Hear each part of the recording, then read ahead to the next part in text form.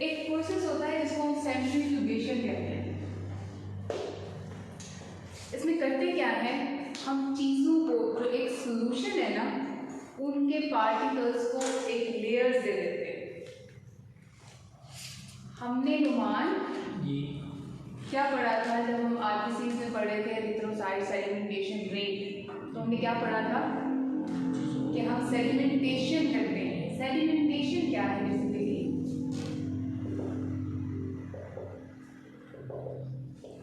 क्या होता है बच्चों कि फर्ज करो ये हमारा ब्लड है जो हमने एक वेसल के अंदर ले लिया है।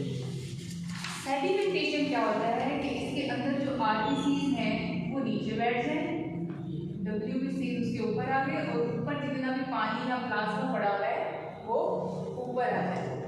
ये बेसिकली सेडिमेंटेशन होती है कि जो सेल्स हैं वो नीचे बैठते हैं और जो फ्लूइड है या लिक्विड है वो ऊपर आ गए। वो चीज़ जिसका वेट, जिसकी डेंसिटी ज़्यादा होगी वो नीचे बैठ जाएगी, जिसकी कम होगी वो ऊपर आ जाएगी। इसको हम सेडिमेंटेशन कहते हैं। सेडिमेंटेट हो गया लिक्विड, समझ आइए। इसमें क्या किया है हमने, ब्लड डाला जो बारिश रात को नीचे बैठ गया, उससे जो हल्के ऊपर जो लिक्विड उससे ऊपर आ जाएगा। ये सिर्फ ब्लड के लिए नहीं है, हम डिफरेंट चीज़ों के लिए कर सकते हैं, ठीक है। लेकिन सेडिमेंटेशन में होता ये है कि जो चीज़ भारी होगी वो नीचे बैठ जाएगी, जो पर है वो हल्की है जो ऊपर है। अब होता क्या है इसके अंदर सेडिमेंटेशन में जो, अच्छा सेंट्रीफ्यूगल फोर्स होती है। सेंट्रीफ्यूगेशन में क्या होता है कि हम चीज़ों की सेडिमेंटेशन करते हैं। एक ऑपरेटस होता है, इधर देखो साथ, एक मशीन होती है इस तरह से, उसके अंदर ये ट्यूब्स की जगह बनी होती है कि यहाँ पे ट्यूब्स फिट होंगे। ये आप पढ़ के अब जाओगे तो खोल के देख लो, उसके अंदर ये वीडियो बनी, ठीक है। हमने जिस चीज़ की सेंट्रीफ्यूगेशन करनी है हम उसको इनके अंदर फिल कर देते हैं, सही है। अब सेंट्रीफ्यूज मशीन करती क्या है, वो इतनी तेजी से रोटेट करती है कि जो भारी चीज़ें होती हैं वो नीचे चली जाती है और जो हल्की होती है वो ऊपर आ जाती है। इस प्रोसेस को हम सेंट्रीफ्यूगेशन कहते हैं। क्या किया दानिया हमने सेंट्रीफ्यूगेशन में, जिस चीज़ की सेंट्रीफ्यूगेशन मालूम करनी है उसको इनके अंदर डालना है, मशीन में डालना है और फिर जो ऑपरेट करके चलाएंगे उसको इलेक्ट्रिक मशीन होती है, पीछे से चला देते हैं, उसकी वो स्पीड जो होती है उसको सेट कर देते हैं, वो बहुत ज़्यादा स्पीड से ऐसे गोल गोल घूमती है। जब वो घूमती है ना तो जो भारी चीज़ होती है वो नीचे बैठती है, जो हल्की है वो ऊपर आ जाती है। ये आप लोग खुद भी एक्सपेरिमेंट कर सकते हो। एक बोतल के अंदर कोई ऐसी चीज़ डाल दो, जैसे मतलब कागज काट के ना उसको डाल दो पानी के अंदर और उसको इस तरह गोल गोल घुमा दो, तो थोड़ी देर बाद आप देखोगे कि कागज नीचे बैठ गया और पानी ऊपर आ गया। करके देखना सारे एक्सपेरिमेंट, ठीक है। दोस्तों तो वो आपको टाइम नहीं होता लेकिन फिर भी कोशिश करें, सही। ये क्या है हमारे पास, सेंट्रीफ्यूज मशीन है और ये प्रोसेस क्या है हमारे पास, सेंट्रीफ्यूगेशन, सही है। करते क्या है हम इसके जरिए से सॉल्यूशन के पार्टिकल्स को अलग अलग करते हैं, जो चीज़ें हैं उसके अंदर उसके पार्ट्स को अलग अलग करते हैं। तो अलग अलग करना जरूरी क्यों है, ब्लड की एग्जांपल देती हूँ मैं आपको। मैंने बताया था कि हीमोफीलिया जो पेशेंट होता है उसके अंदर एक ऐसी प्रोटीन होती है या एक ऐसा फैक्टर होता है जो एब्सेंट होता है, उसकी वजह से उसका खून नहीं जमता। अब हमने अगर ब्लड से सिर्फ वही फैक्टर लेना है तो हम सेंट्रीफ्यूगेशन कर लेते हैं। क्या करेंगे हम, ये फर्स्ट करो कि हमने सेंट्रीफ्यूगेशन की है ब्लड की, इसमें आरबीसीज आ गए, डब्ल्यूबीसीज आ गए, यहाँ पे वो प्लाज्मा प्रोटीन था।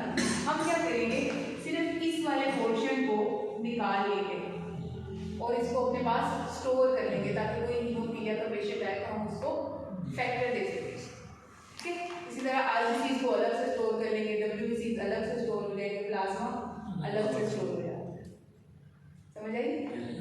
हम क्या करते हैं, सॉल्यूशन के पार्ट्स को अलग करने के लिए सेंट्रीफ्यूगेशन करते हैं। अब आपने जो पढ़ा था पैक्ड सेल वॉल्यूम, इन दो बच्चों ने तो नहीं पढ़ा लेकिन आपने पढ़ा होगा श्याम, एरिथ्रोसाइट सेडिमेंटेशन रेट पढ़ा था आपने, साइड सेडिमेंटेशन रेट।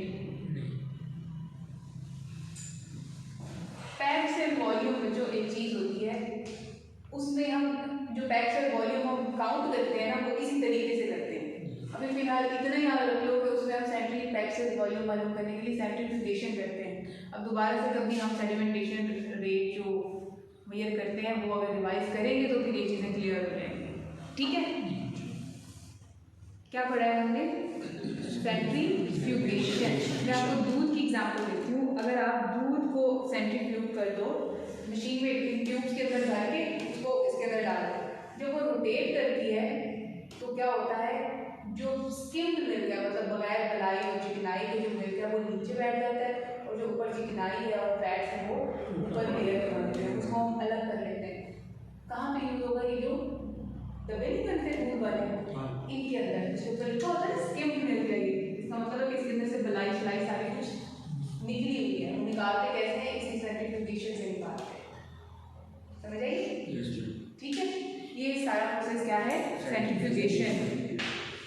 फिर आगे है, अब उसमें एक चीज़ देखी हुई है कि हमने अगर यूरिन के कंपोनेंट्स भी सेपरेट करने हो तब भी हम सेंट्रीफ्यूगेशन करेंगे। हम यूरिन का सैंपल लेंगे, उनको इन ट्यूब्स के अंदर डालेंगे और उसकी सेंट्रीफ्यूगेशन कराएंगे। उसमें भी क्या होगा कि यूरिन के डिफरेंट जो पार्ट्स हैं वो लेयर्स के अंदर आ जाएंगे। फिर उसमें से हमें जिसका टेस्ट करना है या जो भी नाम है उसको हम निकाल लेंगे उस पार्ट को। ठीक है शुएब?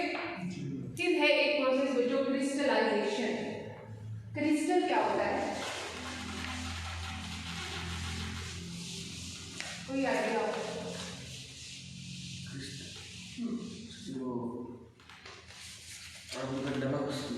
नमक की क्रिस्टल होते हैं, चीनी जो होती है वो क्रिस्टल की फॉर्म में।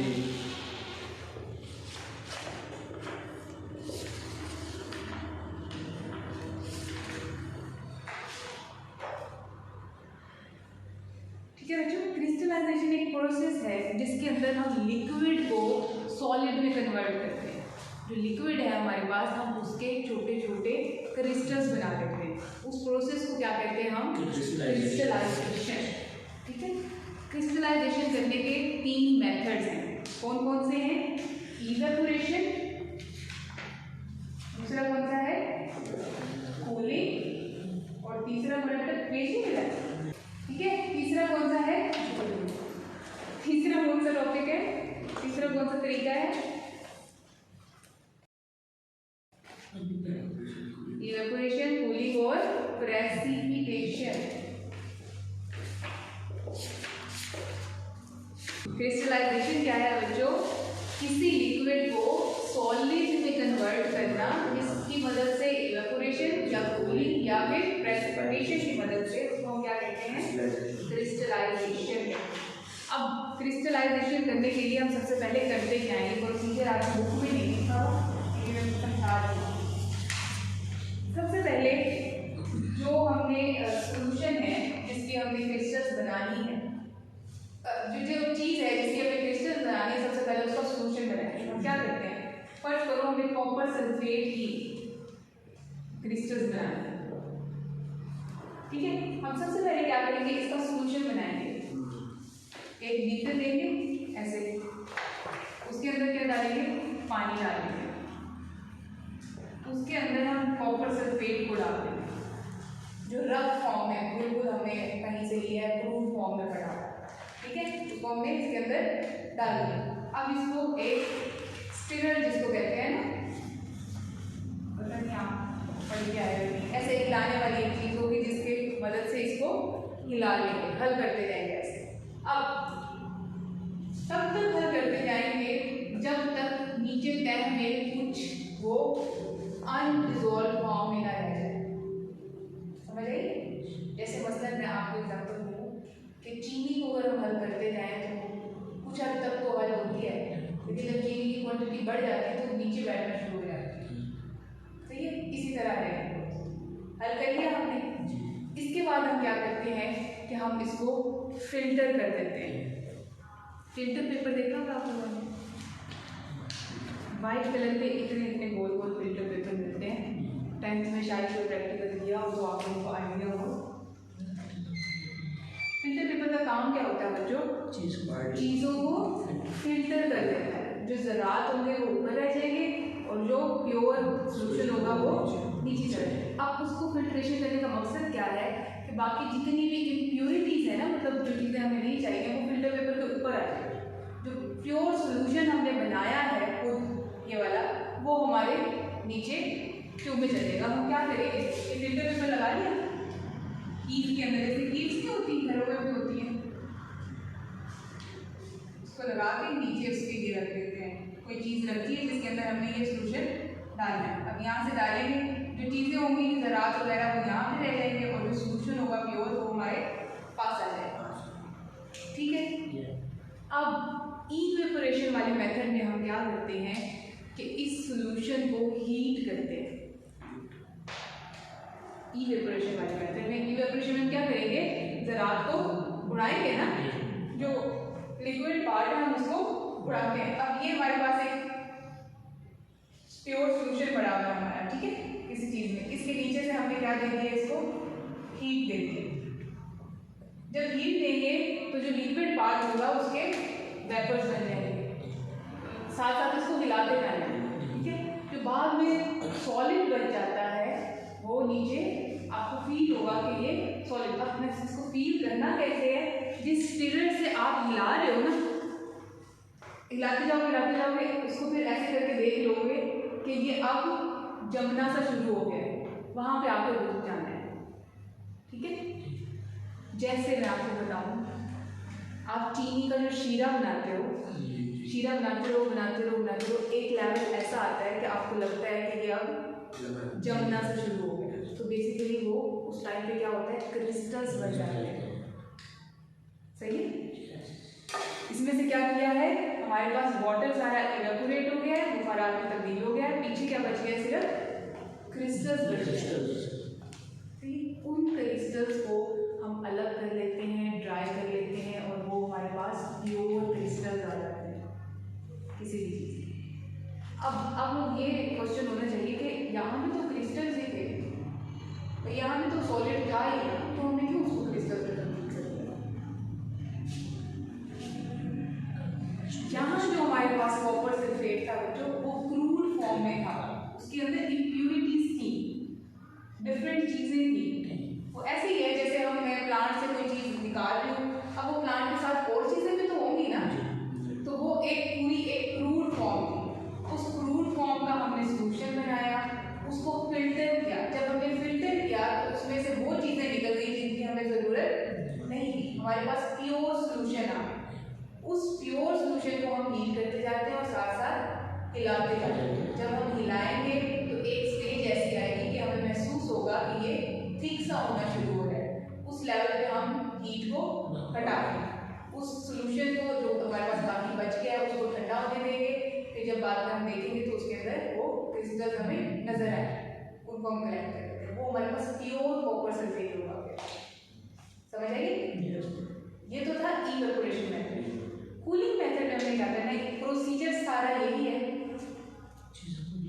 हाँ, प्रोसीजर सारा यही है, जहाँ पे हीट करने की बजाय हम उसको पानी में रख देते हैं, पानी में रख के उसके ऊपर से ढक्कन दे देते हैं और कुछ देर के लिए छोड़ देते हैं उसको हिलाना बिल्कुल नहीं, ठीक है। जब हम कुछ देर बाद उसको देखते हैं तो नीचे उसकी क्रिस्टल्स बैठी हुई होती है, उन क्रिस्टल्स को कलेक्ट कर लेते हैं। प्रेसिपिटेशन मेथड में भी यहाँ तक का प्रोसीजर ठीक है, उसमें ना हम उसको पानी में रखते हैं ना हम उसको हीट में रखते हैं, हम उसको सिंपल इन्वायरमेंट में ऐसे ही रख देते हैं और जब कुछ देर के बाद हम उसमें देखते हैं तो नीचे एक लेयर बन जाएगी उसकी। प्रेसिपिटेशन बेसिकली होती क्या है दानियाल, प्रेसिपिटेशन यही होती है बच्चों कि एक सोल्यूशन है उसके अंदर जो ठोस चीज़ है या सॉलिड चीज़ है वो नीचे बैठ जाए, ये प्रेसिपिटेशन होती है, ठीक है। तो वो जो नीचे बैठ जाएंगे वो उसके बेसिकली प्योर क्रिस्टल्स हो गए, उन क्रिस्टल्स को हम बाद में अलहदा कर देंगे। समझ आया क्या किया हमने? सबसे पहले बच्चों हम क्या करते हैं, हमने क्रूड फॉर्म में कोई भी सॉलिड ले लिया है, उसका हम सोल्यूशन बनाते हैं पानी के अंदर डालते हैं। जब वो पानी के अंदर उस टाइम तक उसके अंदर वो डाले जाते हैं जब तक के नीचे बैठना शुरू ना हो। जैसे ही वो क्रूड प्रोडक्ट नीचे बैठना शुरू हो जाती है हम वहाँ पे रुक जाते हैं। हम फिर क्या करते हैं, उस सोल्यूशन को फिल्टर फिल्टर कर लेते हैं, उसके अंदर जितनी भी इम्प्योरिटीज होंगी वो फिल्टर पेपर के ऊपर आ जाएगी और जो प्योर सोल्यूशन होगा वो बीकर के अंदर आ जाएगा। ये बीकर होता है जो इस तरह का बनेगा, ठीक है। इस बीकर को हम क्या करते हैं, हीट पे रख देते हैं। जब हम इसको हीट देते हैं तो पानी निकल जाता है और पीछे प्योर क्रिस्टल्स बन जाते हैं, ठीक है। ठंडा करने के बाद हम उसको अलग कर देंगे। कूलिंग मेथड में भी सारा कुछ सेम है, सिर्फ इसमें क्या करते हैं, हम बजाय हीट करने के उसको नॉर्मल पानी के अंदर उस बीकर को रख देंगे और उसको ऊपर से ढक्कन दे देंगे और थोड़ी देर के लिए उसको छेड़ते नहीं है, ठीक है। वो बाद में नीचे क्रिस्टल्स बन जाता है। फिर तीसरा मेथड कौन सा है, प्रेसिपिटेशन। इसमें हम सिंपल सारा कुछ ये करके उस सॉल्यूशन को ऐसे ही रख देते हैं, कुछ घंटे के बाद जब देखते हैं तो नीचे क्रिस्टल्स बनी हुई होती है। इसको क्या कहते हैं, प्रेसिपिटेशन मेथड। कितने मेथड पढ़े हमने, 3। कौन कौन से हैं, प्रेसिपिटेशन